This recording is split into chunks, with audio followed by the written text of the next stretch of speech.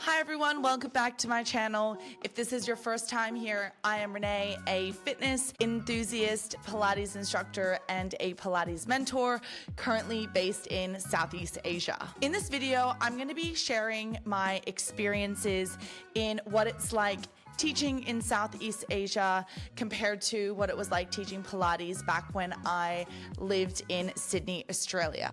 The way I sum this up is basically teaching Pilates in Australia is kind of like sailing into the sunset on calm waters, as where there has been a lot of times where being in Southeast Asia, teaching has felt like you are sailing into monsoon season. Sometimes it can be chaotic. And I would know because I've taught in both worlds. When I first moved here, I was pretty oblivious. I thought to myself, how hard could it be? You're teaching people movement. It's the same reformer beds. It's a Pilates mat, the same equipment. But the truth is, the culture, the way people move, the way classes are conducted, even how you're expected to conduct a class as an instructor can vary based on where you're living. Even some of the contract terms can be very different. So today I'm going to be sharing the real differences.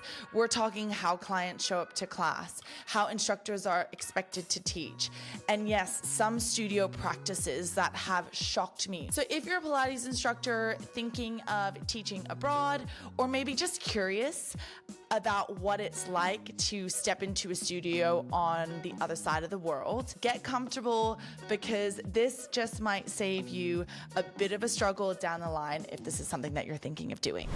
I actually grew up in China. I lived there till I was 23. And I started my fitness career more than 10 years ago now, but I really pursued it full time when I moved to Sydney, Australia, when I was in my 20s.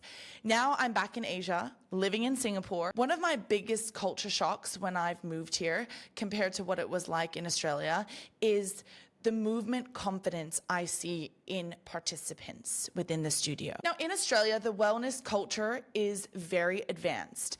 Most people have trained for years, if not for decades. They know their body. They pick up on cues just like that. Let's say I cue set up for your lunges on the extender. Straight away, you'll see the whole class get into position and ready to move.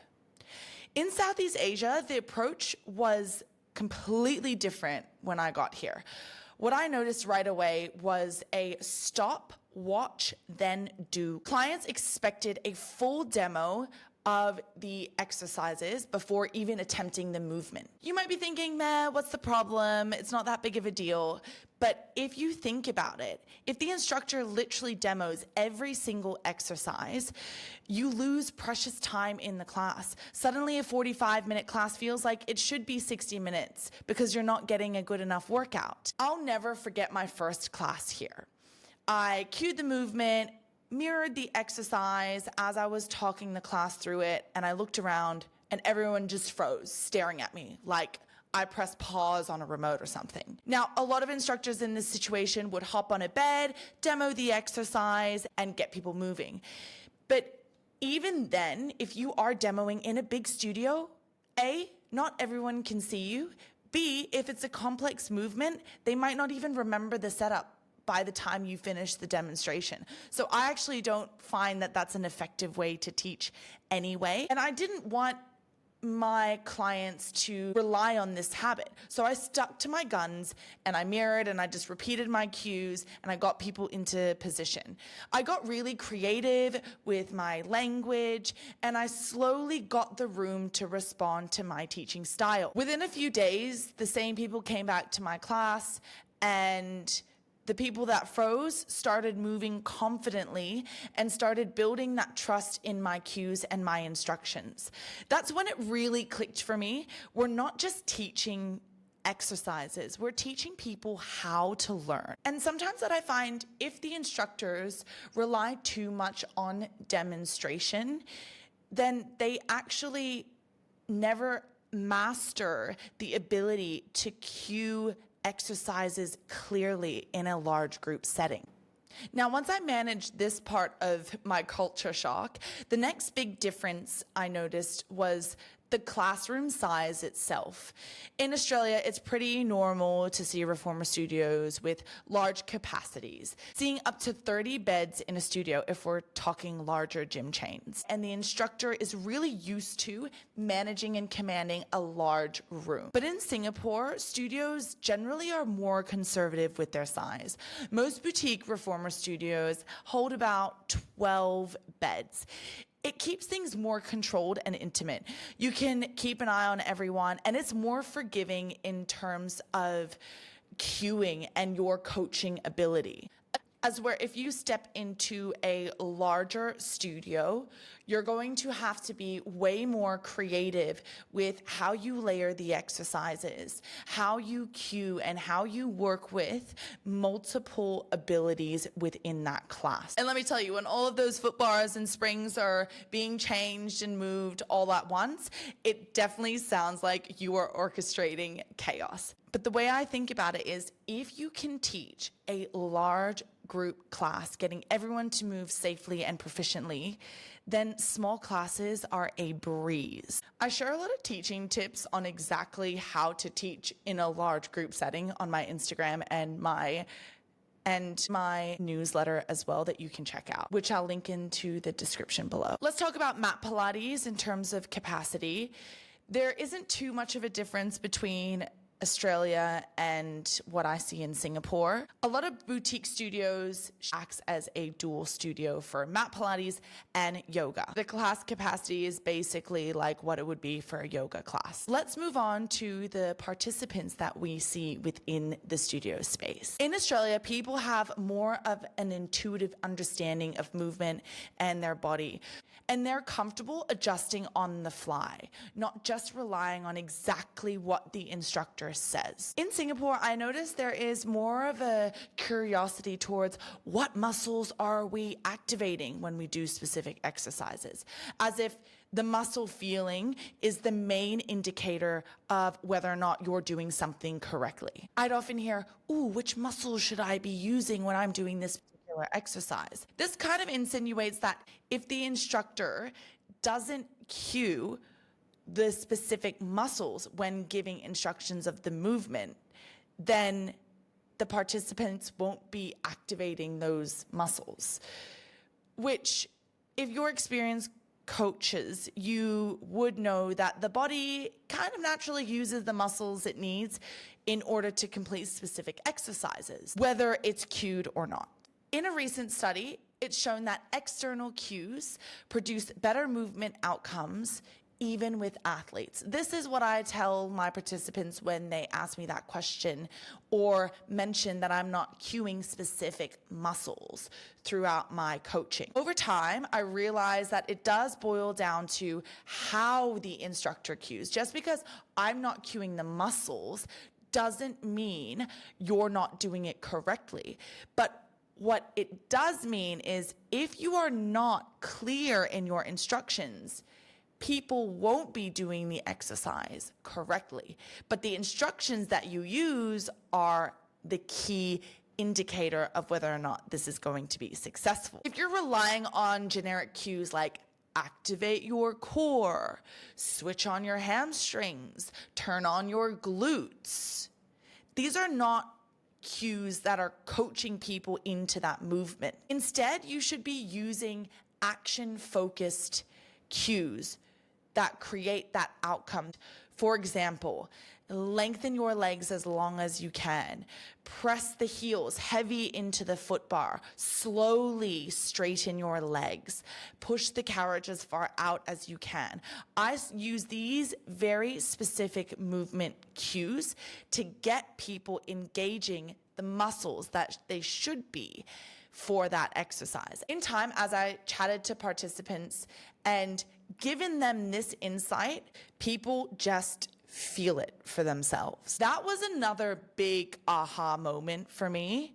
I started noticing how many instructors here actually needed training on giving specific action-focused cues and instructions. Because when your language lands, the whole room moves more efficiently and effectively, even when half of the class can't see you. And then they start to build confidence in your ability to teach. Now, moving on, another big difference I notice around culture and communication is in Australia, English is most people's first language. So your cues usually land the way that you intend them to. You can be efficient with your words, say less, and people catch on quicker. But in Singapore, English, although is the main language that they speak here, you're still in a melting pot of culture. So often you'll have people in class where English isn't their first language, and that changes how your instructions land. It even changes how you should be teaching. I learned pretty quick that what sounds clear to me doesn't always land clearly to everyone else. I'll give you an example. I would cue ab curls, hands in straps, press your straps down, curl up. I noticed that when I used the word curl up, people were like looking around the room going, what do you mean? So then I had to change it and say, lift your head and shoulders. Then it occurred to me when I was participating in another class that people don't really use the word curl up here. They use crunch. They're like crunch up. So then I was like, okay, what if I change and use the word crunch up? Next minute, most people were doing it. But in time, people got used to my teaching style, and I've gone back to saying curl up, press your hands in straps, etc. So people have to get used to your teaching style, but you have to consider what language you should be using and what specific word choice you should be choosing when you're teaching. Same movement, one different word. You get a completely different response. That's when I realized I had to get really creative and adapt my wording and choose which details worked best for the people in front of me. And then there's hands-on adjustments. In both Australia and Singapore, people like tactile support, but there is a nuance in the comfort levels. For example, in Singapore, women are less comfortable with receiving touch from a male instructor. Male instructors are also a little bit more hesitant to provide hands-on assist to women, as where in Australia I found people were more open regardless of gender. Of course, this always comes down to personal preference as well, but something to be mindful of. And lifestyle-wise, this was an interesting one for me. The rhythm is completely different. Asia has a very strong late night culture, as where in Australia, morning culture is prominent, with the running paths buzzing at 5 a.m., cafes really packed at 6:30. My earliest class teaching in Australia was 5:45 a.m. So I was done teaching by 9:30 on a Friday morning. People in Australia wanted to train before work, get it done, and move on with their day. In Singapore, 7 a.m. is usually like the earliest class you'll see on the timetable, and those classes are actually not that busy. My 5:45 classes were packed, and you'll see that some of the later classes here even start at 8:45 p.m., and those are the ones that are packed in Singapore. Those little culture differences might seem small, but they completely change how you show up as a teacher. You have to be adaptive with your words, creative with your language, and agile in your coaching. Okay, now, the grand finale. This was a shock to me. This blew my mind. Now, this is less about the classroom and the participants. It's more about the business side of being an instructor. Some studios here in Singapore provide their own training, but you not only have to pay for this training, you also have to sign a contract that ties you into teaching with this studio for a certain number of months. So you're paying for the training, and at the same time, you're locked in. Not a fan. There are some studios that don't do this. It's not all. So just make sure you're double checking. In Australia, the most you'll usually see is an exclusivity clause.